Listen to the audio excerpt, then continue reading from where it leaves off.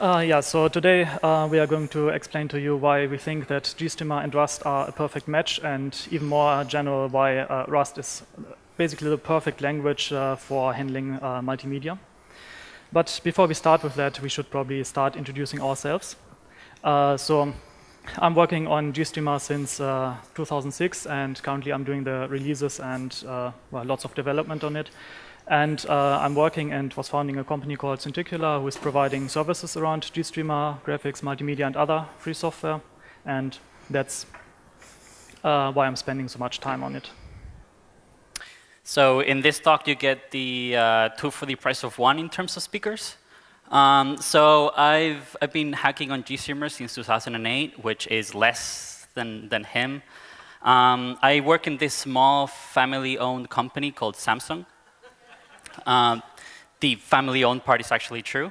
I head the open source group here in Europe, and I just wanted to say that we're hiring, so if you're interested. So I've been doing mostly GStreamer and Linux kernel development for the last few years, and then I help with advising different teams and bridging communities and stuff. So I love giving talks like this, and as both of us in our work, we do GStreamer trainings, so we're going to do something that would usually take an entire day. We're trying to compress it into 30 minutes. Let's see how that goes. And that picture in the bottom is what my work environment looks 60% of the time. So what is GStreamer? We should start with the introduction in terms of kind of common concepts. How many people here have knowledge of what GStreamer is, have heard the term? That's way more hands than I was expecting. That's amazing. You guys are awesome. So just for those that didn't raise their hands, GStreamer is open source, free software, pipeline-based multimedia framework in which you use this pipeline concept of having atomic elements that you can organize and order in the way you want the processing to happen, and it's just basically data flow going down the stream of elements. So in the case of being able to just play a video file that has both that video and audio streams, you would have to then do a demuxing, and then you have the two streams, and then you end up in the screen and the sync. And the key part here is that every single element does one thing and does it well. So then just shuffling around what you want to do is based on this little element. Want to add anything? So the goals of GStreamer is to be flexible through this concept of just having elements you can shuffle around, extremely extensible, which Sebastian is going to cover in terms of if there is something that isn't covered by these little atomic elements, you can add it really easily and just focus on your particular missing need. And it's really easy to integrate with other software in both the direction of applications that want to do multimedia things or the underlying components of a multimedia stack. So you can wrap around things like FFmpeg or JPEG decoders, all kinds of libraries that you might want to use. And this is one of the main benefits of why a lot of people use GStreamer. It gives you a common API that doesn't really exist if you want to use all these different formats. The APIs that the MP3 decoders expose is very different than the ones that other formats or other hardware devices will, but using your microphone in your laptop and using an MP3 decoder as an application developer in GStreamer, it's exactly the same API. And it's an extremely stable API. It's always compatible in terms of once you write that software, the API is never going to change under you. And unless we have a major release that only happens once every 6 years, so that's not really a problem. So you have the guarantee that things are not going to be shuffled. The rug is never going to be pulled under you. It's community-driven. So in the last year, there was 235 active contributors to the project, which I'm really happy because part of my job is to be kind of the cheerleader. So I'm happy when the community is vibrant and it's full of people.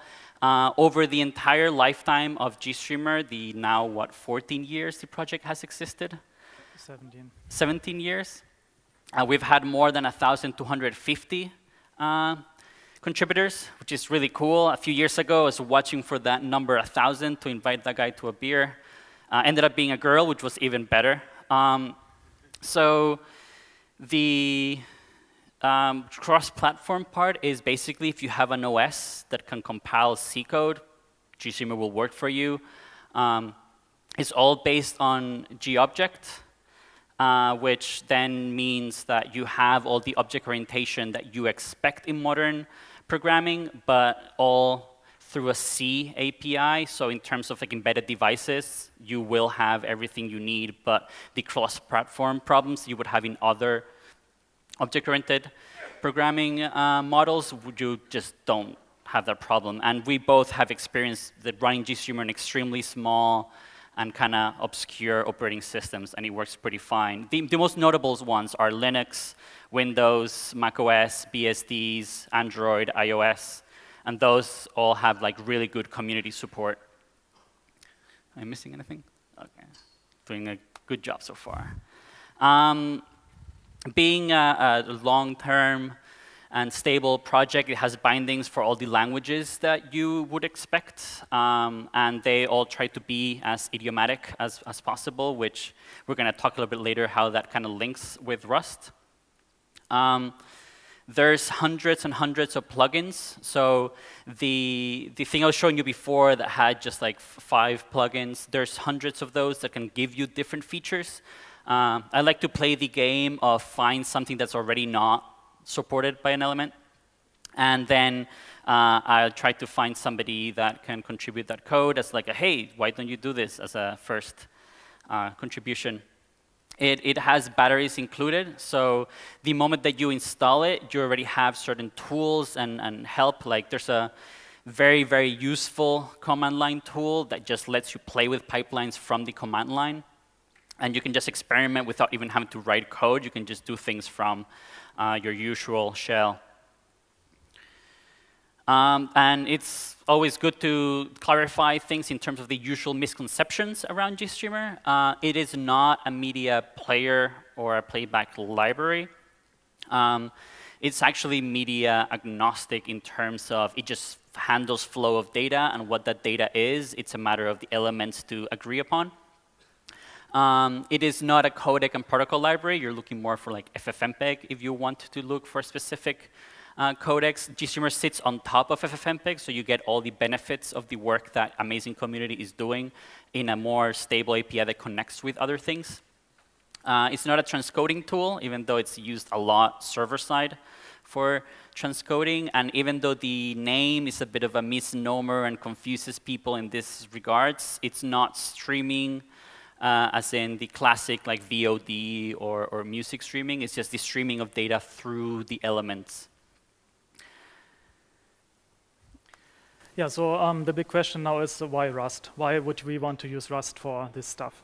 And this is, I think, the main reason why we should look into Rust and why we actually looked into Rust. So what happens in GStreamer is that we have to handle very complex data formats that come from somewhere. You have no idea where they come from. Might be from some malicious source, might be from, you don't know. And handling these media formats is quite complicated, and there are bugs everywhere. And like in 2016, 2017, we had something like 20 CVEs on all kinds of elements that are handling specific media formats, and all of them were memory safety issues. All of them would have been something that would be prevented just by the usage of Rust. Well, while this gives you some kind of safety, nobody can just execute random code on your machine anymore. It also makes you as a user more happy, probably. You don't really want your, I don't know, video player to crash in some intense scene in the movie. You just want to watch it until the end. So it's also something that makes the users happy, independent of safety. And this is not really something that is specific to GStreamer. It's the same story with like FFmpeg, or you probably saw the security-related issues in Android's Stagefright library a few years ago. It's something that happens everywhere, and I think we should and we can do better by using more modern tools for that. Which leads me to the next point. As Luis was saying, GStreamer is all written in C. It's super inconvenient. You write a lot of code doing nothing. It's mostly boilerplate, and it's becoming boring. So this is also something where Rust really helps us. You have all kinds of modern language features. You have the ability to build proper abstractions that you can't really in C. And yeah, in that context, also the multi-threading features of Rust, like the fearless concurrency, is something that probably will help us a lot here because GStreamer is extremely multi-threaded. Even in the small example that Luis was showing earlier, you would already have to handle a couple of different threads. And one thing that personally makes me very happy, currently we have some kind of ownership system inside GStreamer. Who owns a buffer, when can we write to it, when not, and this is all just convention. With Rust, we could directly map that to the API and the compiler would complain instead of random things happening at runtime.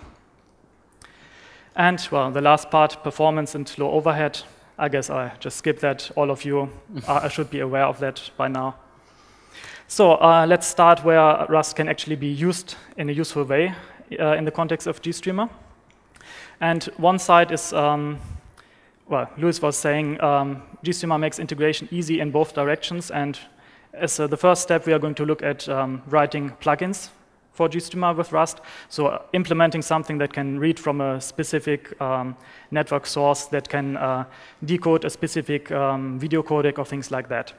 And this is also, in my opinion, the most important part that we should attack first, because this is where well, the actual media handling inside GStreamer is happening. This is where all the security-relevant bugs in the past happened.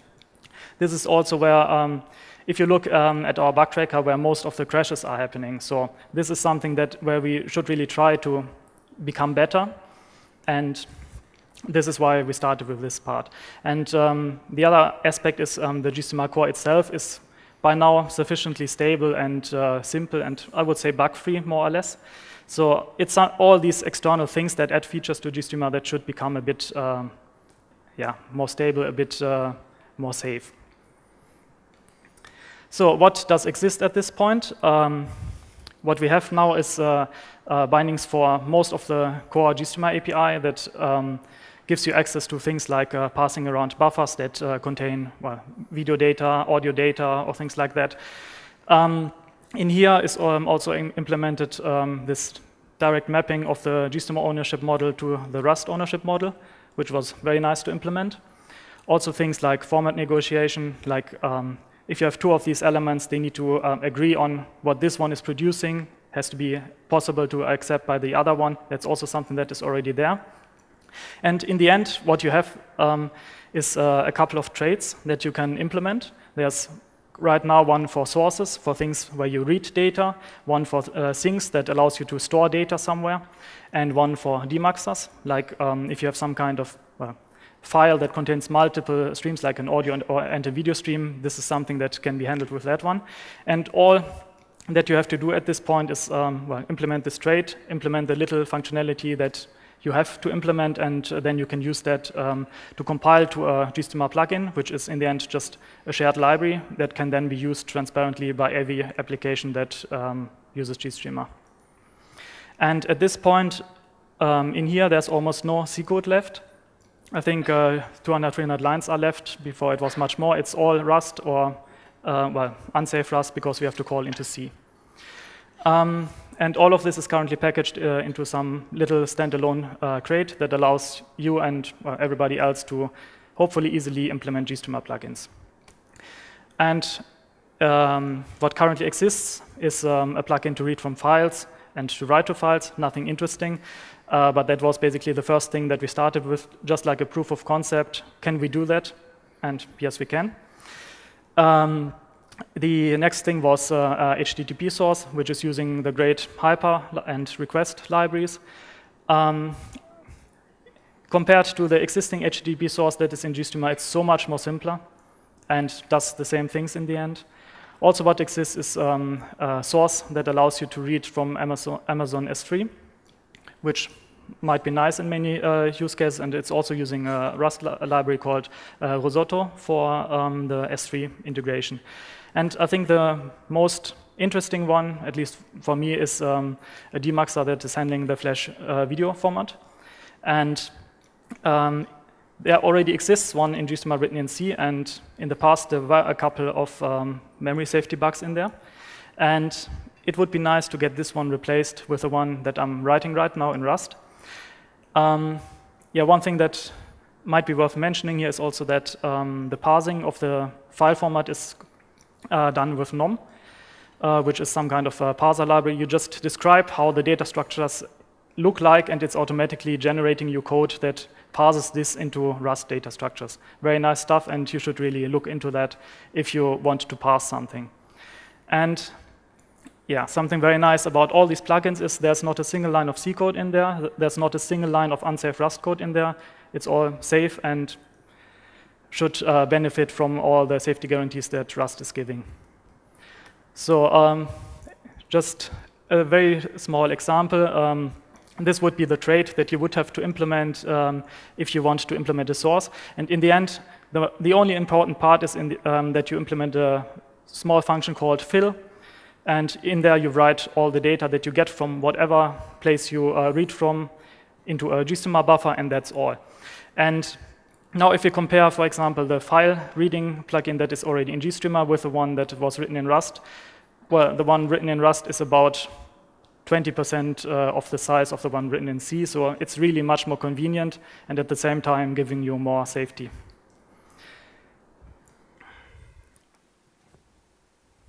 So we were talking about how GStreamer has basically two sets of APIs, one that looks down towards the plugins and the other one that looks up towards the application developers. So I'm going to be talking about how to do Rust development and as an application developer. So there is an application API that gives you that unlimited potential that you can do by combining all the elements.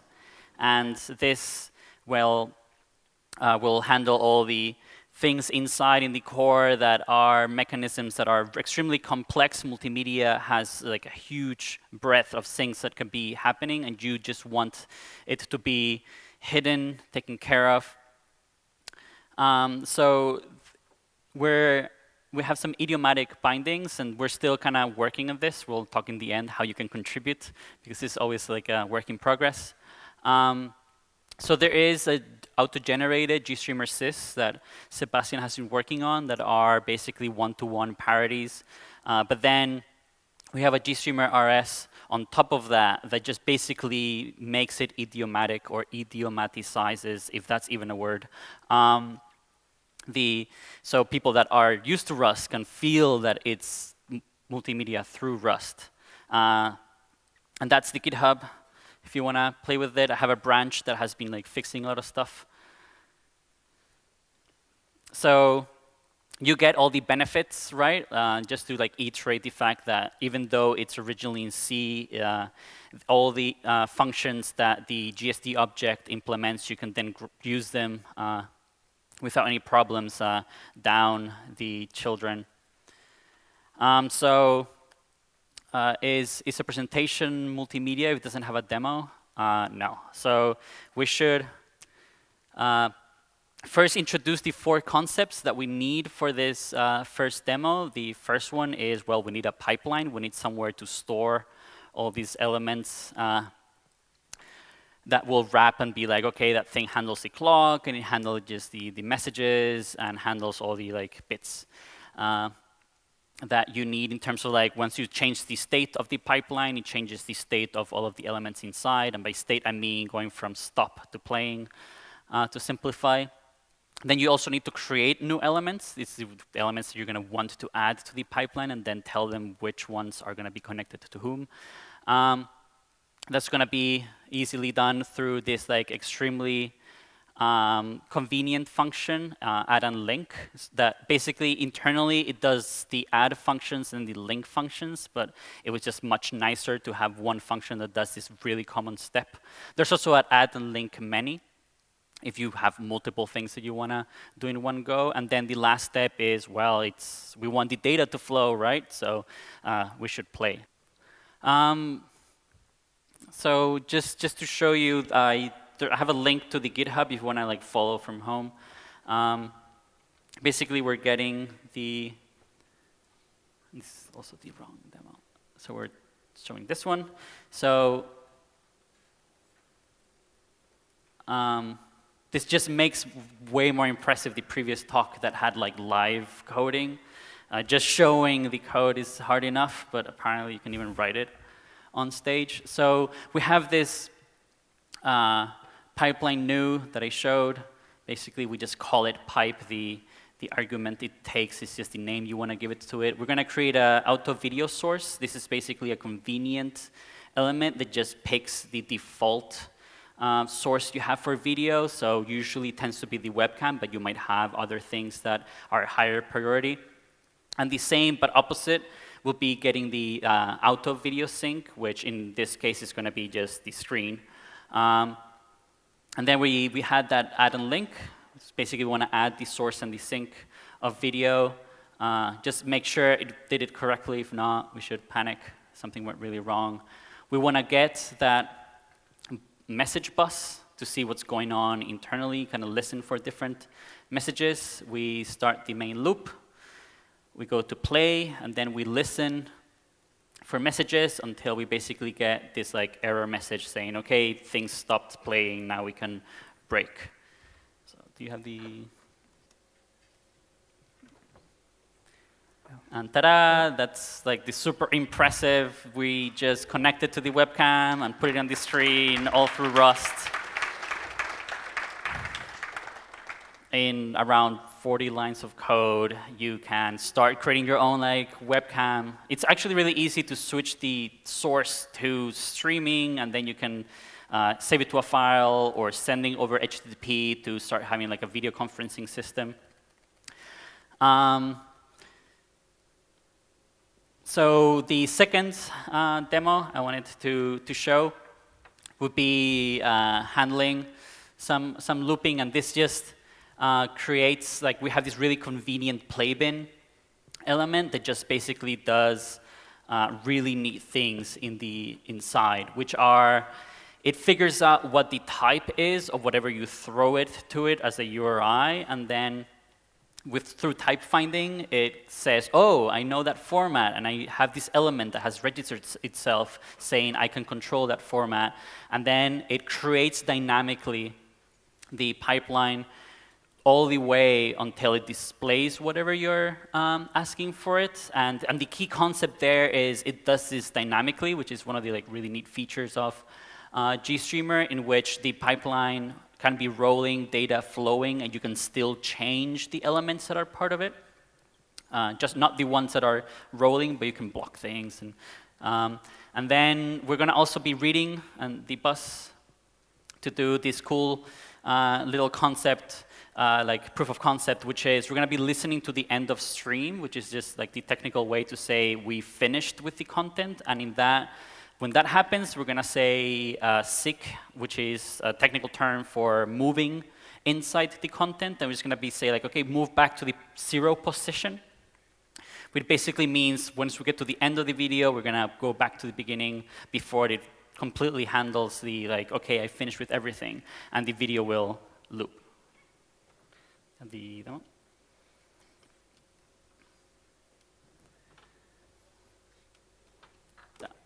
So the same as before, but just now here we have a URI that we're going to get as an argument from the command line, which is basically the path to the video that we wanted to play. We create the play bin. As you can see, the prototypes and the interfaces are exactly the same as a pipeline because it inherits from pipeline. We get the bus. This before we did it directly from the pipeline. Now we can just do it from the play bin. We're going to run. And here, this end of stream, we're going to say, hey, just seek to format time. And then here, it's scrolling. There should be a 0 somewhere. Oh, no, it's down here. OK. So let's run it.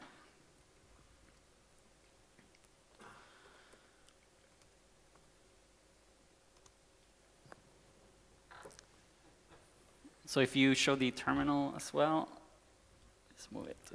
It's going to be too big. You don't see anything, or do you? Let me see if I can. Just ever so slightly. It will go up every single time we're printing that EOS. And see if we can go back to this guy. So every single time it goes back. This video is a little bit of a metaphor of how multimedia works. It's like data goes in one element, and then it says like, okay, you can now I've finished writing the memory. You can start reading it, and then the next one just kind of goes by. I have a second quick loop, or so we don't have time for a second. No, we don't really have time. Oh, okay. So now you might wonder what the future of all this is going to be. We don't have much time, so I will just shortly go over all that. So many people are asking us, do you want to rewrite GStreamer? You should rewrite it in Rust. It's going to be so much better. The problem with all that is it's a huge amount of work to do that. And usually if you rewrite something, afterwards it's not going to be better. You still need a lot of time to stabilize it again. And because of that, I don't think we are going to do that anytime soon. Especially because the GStreamer core, as said before, is already quite stable and somewhat bug-free, and also not very big in the end. Citation, like Ashley's talk really covered the fact of don't rewrite just for the sake of rewriting, as tempting as it is. Yeah, so also there are some technical and social problems that have to be solved first. Socially, we first have to convince all the existing contributors, or at least the main contributors, that Rust is the solution to all our problems, which will take some time. On the technical side, one problem is that Rust currently doesn't have any ABI stability or any defined ABI. So currently everybody is doing static linking, which in the case of plugins becomes a bit annoying. Every plugin is currently something like 3 megabytes or bigger, while the comparable C version is something like 50 kilobytes, 100 kilobytes, and that's going to be a problem on embedded devices. So that's something that at some point will have to be solved. We will see. But what will happen in the near future, at least from us too, is that more plugins for specific media formats are going to be written. The crate that allows you to write GStreamer plugins, we are going to finalize that, finish that. Currently it's more like an experiment that slowly becomes something stable and usable. And we are going to bring it there and make it as easy as possible for everybody to write GStreamer plugins in Rust. And what we can also think about is to iteratively rewrite parts of the GStreamer core and the libraries that are important enough in Rust, because thanks to the very good integration to C in Rust, we will be able to rewrite most of that without changing the API, without changing the ABI. So stuff just continues to work as is, and it's completely transparent for the users. And yeah, the last part, you want to do that? So something like worth mentioning, one of the reasons of why we don't want to rewrite is GStreamer is everywhere. I like to play this game with my non-techie friends of pointing out, oh, GStreamer is there, until they get really tired of me and want to be like unfriend me. So just like notable ones, every single smart television built after 2014. If you watch a video in a flight, if you have a GPS, the thing that tells you go left and right. If you read audiobooks, if you use a drone, if you like do video streaming online, it's just everywhere. So it's not trivial to suddenly tell this entire industry, yeah, let's like switch to something completely written from scratch. In terms of the application side of bindings, there are many suboptimal corners in the API that I'm slowly kind of, and this week has been really great for us because we kind of keep like bouncing back and forth ideas. But obviously, everything being in GitHub, please send us issues in terms of, hey, I'm a Rust developer and this feels awkward. So just tell us. We also want to switch to a little bit more of an intelligent auto-generation. That then kind of wraps things with the like new things that the GNOME community is doing towards GObject. Yeah, I think that's pretty much it. I know that we're like over time. We usually try to have time for questions, but not this time. Yeah, find us in the halls if you have any GStreamer or other related questions. This is where all the code information is. I'm Luis BG in the Bird site. You are S. Dröge? Yeah, I think it's, well, just find me and him. It's written on our badges. Thank you.